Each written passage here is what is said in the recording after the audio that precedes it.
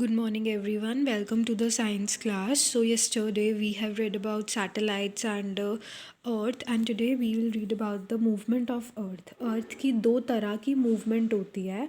First is revolution. The Earth moves around the sun. जो earth है जब वो सन के अराउंड मूव करती है, मतलब सन के चारों तरफ वो मूव करती है, उस मूवमेंट को क्या बोलते हैं? Revolution. This movement of earth is called revolution. इस मूवमेंट को रेवोल्यूशन बोलते हैं. यू कैन सी हियर, जैसे सेंटर में क्या है? सन है. तो इसके आसपास एक फिक्स्ड पाथ के अंदर अर्थ क्या करती है? मूव करती है. तो इस मूवमेंट को, इस मोशन को क्या बोलते हैं? Revolution of earth. Next is rotation. अब सेकंड जो मूवमेंट है अर्थ का वो है रोटेशन.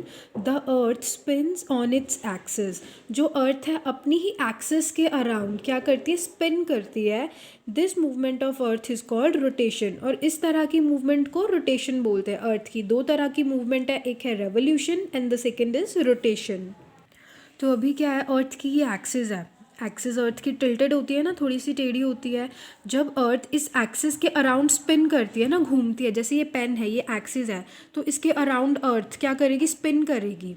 तो उसे हम बोलेंगे रोटेशन ऑफ अर्थ. तो अर्थ की दो तरह की मूवमेंट्स है, rotation and revolution. Next is orbit. Orbit क्या है? The revolution of earth takes place in a fixed path called orbit. जो अर्थ रिवॉल्व करती है, अर्थ की जो रेवोल्यूशन है सन के अराउंड, वो एक फिक्स्ड पाथ के अंदर होती है ना. पाथ मतलब रास्ता. जो अर्थ का रास्ता है वो फिक्स है, वो उसी पाथ पे मूव करती है. उस पाथ को क्या बोलते हैं? ऑर्बिट. सो दिस इज सन. इस सन के अराउंड अर्थ एक फिक्स्ड पाथ के अंदर मूव करती है, एक फिक्स्ड रास्ता है, उसको बोलते हैं ऑर्बिट. This is orbit. इसे हम बोलते हैं orbit of earth. Next is solar year. तो सोलर ईयर क्या है? Earth takes 365 and 1/4 days to complete one revolution. This time period is called solar year. जो अर्थ है उसको सन के अराउंड एक चक्कर मारने में कितना टाइम लगता है? 365 days एंड +1/4 days. इतना टाइम लगता है उस अर्थ को रेवोल्यूशन के लिए. और इस टाइम पीरियड को, ये जो टाइम पीरियड है, इसे हम बोलते हैं solar year. This time period is called as solar year.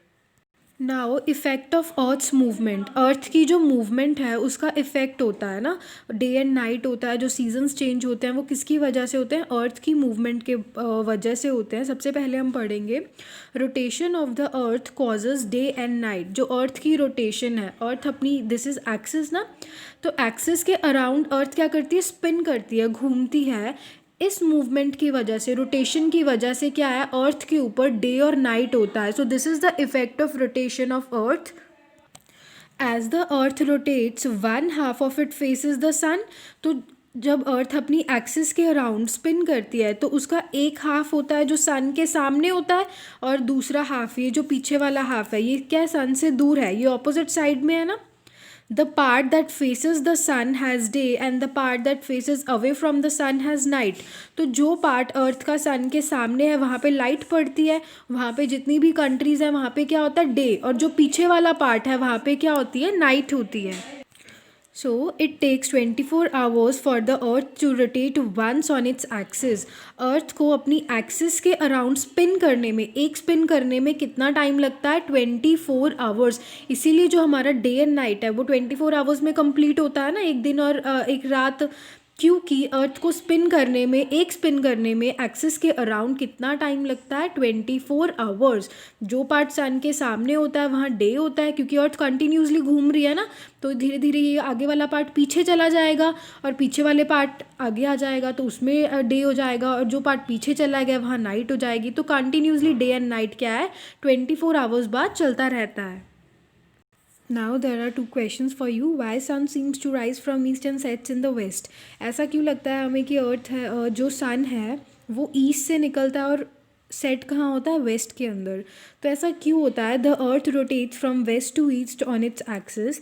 जो अर्थ है वो स्पिन करती है ना एक्सिस के अराउंड, तो उसका जो स्पिनिंग का मोशन है वो किस तरह से होता है? वो वेस्ट से ईस्ट की तरफ होता है.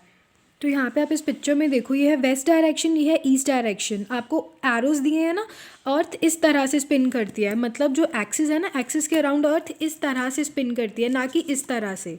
तो इस वजह से हमें ऐसा लगता है कि जो अर्थ, जो सन है, वो ईस्ट डायरेक्शन में क्या होता है, राइज होता है, और वेस्ट के अंदर वो क्या होता है, सेट होता है। Now, next is, if the earth stops rotating on its axis, what kind of changes would you expect? तो अगर अर्थ की रोटेशन बंद हो जाए, अर्थ फिक्स हो जाए अपनी एक्सिस के अराउंड, वो स्पिन ही ना करे, तो क्या होगा? If earth stops rotating on its axis, then the phenomenon of the day and night would not occur. The part facing the sun will have day forever and the part away from the sun will have night forever. तो क्या होगा, जो अगर अर्थ की rotation बंद हो जाएगी, तो जो पार्ट अर्थ का सन को फेस कर रहा है वो हमेशा सन को ही फेस करेगा, पीछे वाला पार्ट हमेशा सन से क्या रहेगा, दूर रहेगा। तो आगे वाले पार्ट के अंदर जितनी भी कंट्रीज है वहाँ हमेशा ही डे रहेगा, और पीछे वाले पार्ट में जितनी भी कंट्रीज है वहाँ हमेशा नाइट रहेगी। तो क्या होगा, कुछ कंट्रीज़ के अंदर डे और कुछ कंट्रीज़ के अंदर नाइट क्या है, फॉरएवर हो जाएगी।